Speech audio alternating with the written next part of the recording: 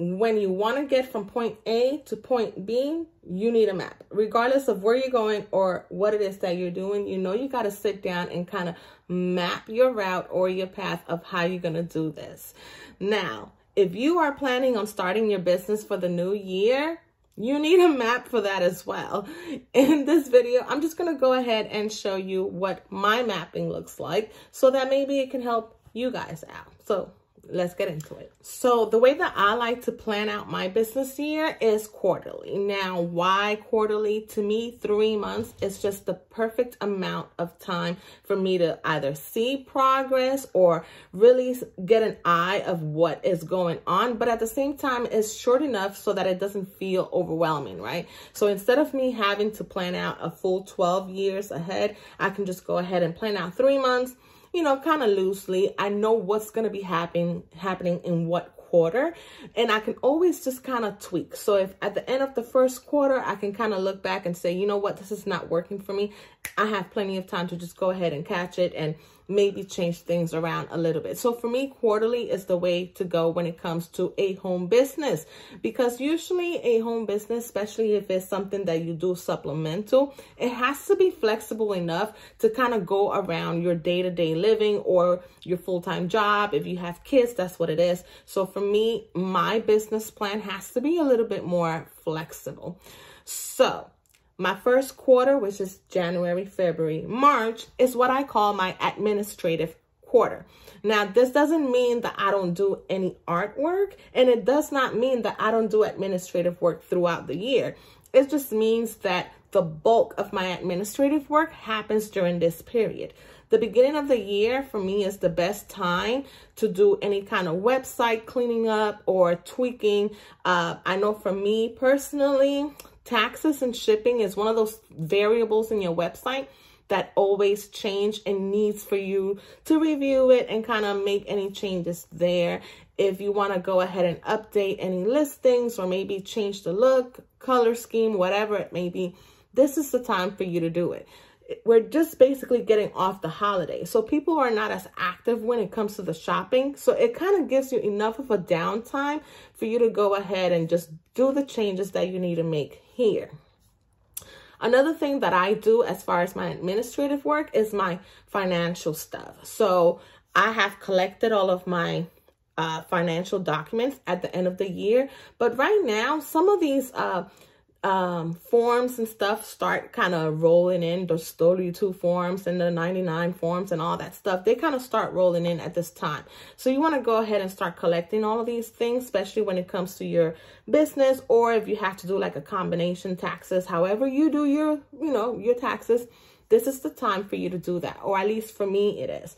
I combine it because I have a sole proprietorship, and so I can file my taxes all in one bulk. Yes, I think that's the word, but you get the gist of it. That's just how I handle my things, because my business is a small part-time supplemental business, and so this is the time for me to do that.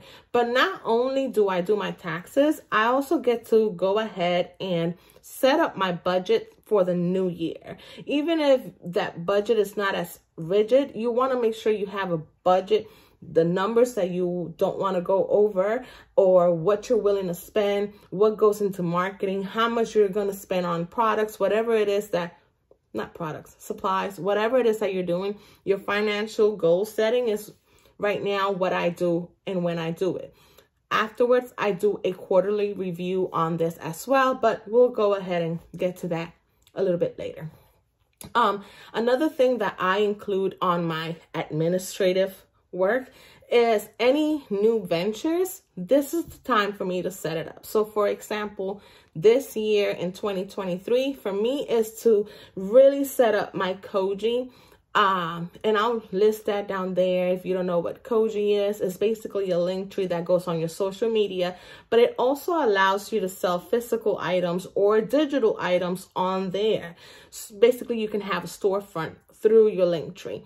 And so I want to go ahead and set up my digital storefront. It's already there, but I only have about 4 items up there. I want to really get it cleaned up and get most of my digital files on that storefront so I can phase out some of the other things that I use. But this is the best time for you to go ahead and start your new ventures or new phases of your business. Now is the time for you to get all the logistics done, cleaned out, and all of that. Now, at the end of the first quarter or at the end of each quarter, you do kind of want to sit down and review how that quarter went so that you can make changes from there. Quarter two, my quarter two is what I consider my buffer quarter. Is coming up in spring, right? So I may have one or, maybe a shop update for spring, but I'm still kind of cleaning up my quarter one. So once I went ahead and did most of my administrative stuff, sometimes it usually tends to carry over, especially when it comes to things like my print on demand sites. If I have created new work and if I want to make sure that it's up to date for spring, I'm kind of doing this at this time. I'm also kind of getting ready for the next season or the next quarter, I should say, with my painting, my crafting. I want to go ahead and kind of start getting those things lined up. So quarter two is kind of like my downtime almost, even though I'm still working, but it's what I call my buffer. Yeah, it's my buffer. It's my catch-all almost.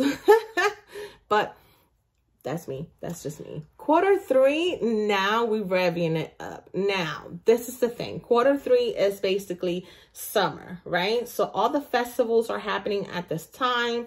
This is why for my quarter two, I'm kind of sort of painting, getting ready, setting up, getting on that selling mindset. But quarter three, summertime, now is when we go ahead and start doing festivals. But in actuality, a lot of the festivals that I tend to go to are kind of towards the end of summer. So what I'm doing for quarter three is actually like buckling down. Now it's time to paint and get as much products ready, because quarter three is actually when I get ready for the holiday season or the Christmas season. I don't wait till the last quarter for me to do this, although sometimes, I gotta kind of keep going. But quarter three is when I'm doing the bulk of my painting. Now, myself, I am the artist behind Art y Son. Art y Son is mainly Puerto Rican inspired items. So we have artwork, because I am an acrylic painter, but I also have my crafts, because my crafts is really what sell in these vendor events. And it's usually my wood crafts or, I kind of decreased it or minimized the types of products that I sell. So for the most part, my wood crafts, this is when I really start making sure that I'm painting as much. Like I am getting my inventory stocked up to the max as much as I can. Now, I also tend to open my commission window on quarter three. And that's if I take commissions that year. Usually my commissions are more based on my crafts. Like if you want a specialty item, this is the time to do it. I don't really take any more commissions when it comes to paintings. I used to, but to me, it's just not pleasurable. So I don't really take commissions of that aspect. But if you take commissions, hey, that's really the best time for you to open your window, because you want to make sure that you get the Christmas orders now. So that's quarter three. We are basically like off, both feet in. We in it. And lastly, quarter four. Now in 2022, I actually chose to have the last month, December, to not really stress myself out. 2021, the Christmas for 2021, I was really stressed out. I was painting things basically till like the last minute. And for 2022, I said I was not going to do that. I'd rather just kind of take the end of the year to be more of a meditative process for me, really reviewing everything that I've been doing and how things have grown, and also spending time with my family as far as the holidays go. This does not mean that I don't work. I'm working, but I'm not as stressed out, and I do have boundaries set in place. So for example, right now, today when I'm filming this, is December 11th. my special request orders are closed. They've been closed for the whole month of December, and I'm not taking new ones. You know, I do get messages, hey, can you make this in this color? I can make it, but I cannot get it to you for Christmas, or at least I cannot promise that I will get it to you for Christmas. I'm not going to put that load of stress on myself. So that's just me. But Q4 is still holiday season, so it's still the busiest time of the year when it comes to a small business or home business in general, or I guess any business in general. But what I do is that I do my Christmas update, and I usually like to do my last shop update in November with all of my holiday stuff. Because especially if you are Puerto Rican like me, your Christmas tree, you know, it's usually up the day after Thanksgiving. So that means that throughout October, I was already selling a lot of my holiday ornaments. So I do my last shop update in November, and I take advantage of the Black Friday, and I take advantage of Cyber Week to kind of sort of give me a boost in sales. But that means I already have all of those things painted and ready to go. If it's my art prints, they are already printed and, you know, packaged the way that they're supposed to be. So when my Christmas shopping goes, I'm just packaging and sending. And that's what my Christmas looks like. On the back end, what I'm doing now at this time is, remember how I said that at the end of each quarter, I'm doing a review? Well, here I'm tallying up all of those quarters together and kind of getting my information in. So I start looking at all of my analytics. How did my financial growth or loss, you know, let's be realistic, anything can happen. How did that go? What items sold out the most? What season sold or was the most lucrative for me? I'm looking at all of these things because now I'm sitting down and really analyzing what my year looked like and being able to set up what I'm doing now for the next year. Now, one way that I go ahead and kind of keep track of this is at the end of the year, I do my vision board. To me, it's a very meditative process for me. I'll link that in the description so that you guys can see my 2023 vision board. And then I do my planner. So I go ahead. Typically, I buy a new planner, but this year I chose to make my own planner. So like that, it fits how I work and it's broken down quarterly the way that I like it. And it captures the things that I want to capture. So if I want to capture what my finances, then I have my financial log up here. If I want to capture certain holidays or certain days or seasons that I want to make sure that I create work specifically for that, that's what this is for.